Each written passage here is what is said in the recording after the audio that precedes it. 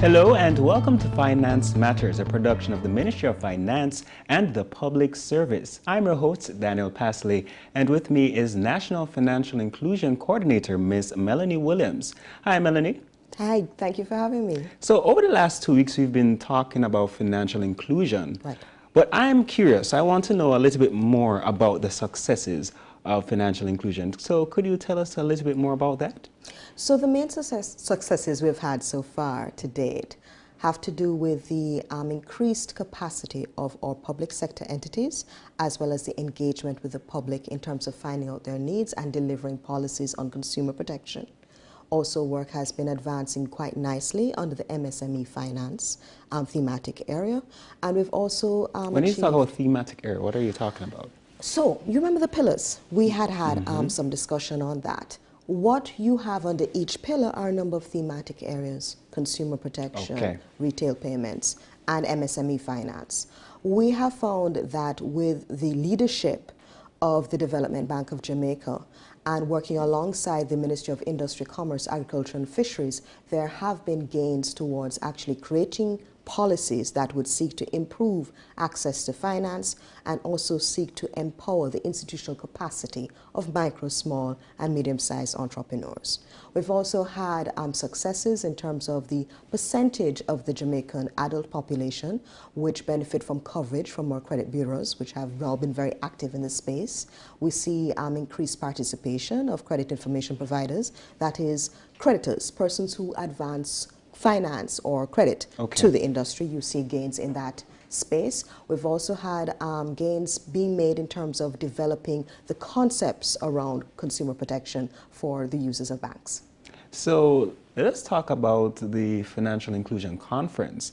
I know that you recently staged the second staging of the event at the Terra Nova Hotel in July. Yes. How was that experience? It was fantastic because we brought financial inclusion in the language of everyday Jamaicans without all of the jargon associated with the typical financial sector or the legal sector. And so we had the benefit under the guidance of the Minister of Finance, the Honorable Dr. Nigel Clark. He had actually directed that we needed to change our message so that we would have maximum impact, and we had that through the creation of an animated piece.